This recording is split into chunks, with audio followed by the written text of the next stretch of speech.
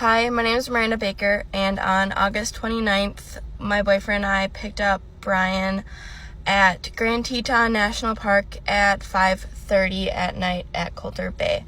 I'm hoping this can help someone identify him because I saw him from TikTok, which then made me call the authorities, and my boyfriend and I have been in contact with a bunch of different people to help piece together different parts of this case. But we picked him up at Coulter Bay, like I said, at 5:30. He approached us asking us for a ride because he needed to go to Jackson, which we were going to Jackson that night. So I said, hop in. He hopped in the back of my Jeep. We then, proceeded to make small talk. But before he came in the car, he offered to pay us like $200 to give him a ride, like 10 miles. So that was kind of weird. He then told us he's been camping for multiple days without his fiance. He did say he had a fiance and that she was working on their social media page back at their van. Then once, in conversation, I brought up, we're going to Jackson. He freaked out. He's like, nope, I need to get out right now. Pull over. So we pulled over at the Jackson Dam, which I don't know if you know Teton Park, but it's not very far from Coulter Bay. And if this does reach people, I can post pictures of exactly where we were. We picked him up and the whole route or whatever, and screenshots of the timestamps. We dropped him off at 6:09 p.m. on August 29th. He kind of hurried out of the car, and then he's like, okay, I'm just gonna go find someone else to hitchhike. And we're like, okay. It was a weird situation.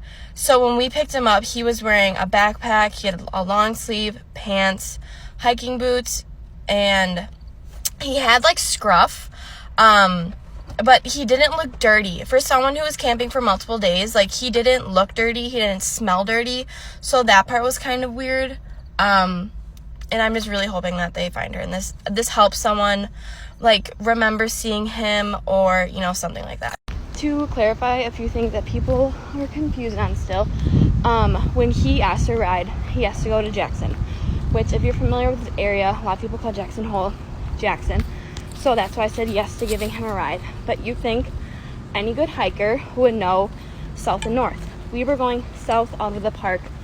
When he said he was camping north, he had told us that him and Gabby were not camping on a regulated campsite through the national park, that they were camping basically out in the middle of nowhere along Snake River. This is key information.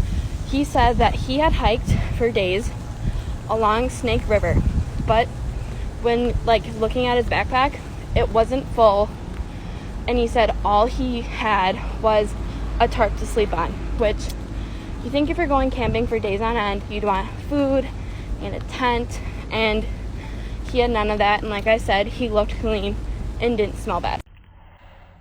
I just want to reiterate again, everything I am telling you guys, I've already told the FBI, I've told the detectives.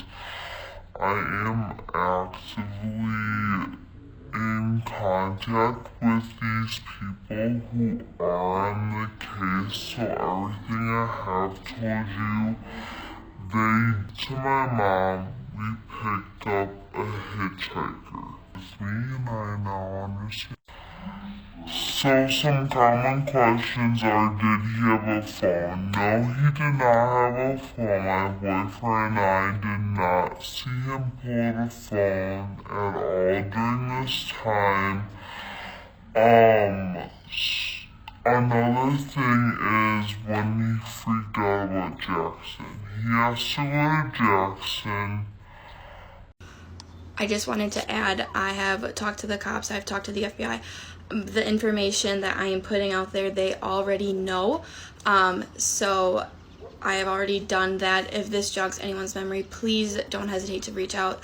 I first, heard about this on TikTok a few days ago, which is why I'm putting this out on TikTok to hopefully, reach out to someone who had also might have seen him that day and, picked him up before or after we did.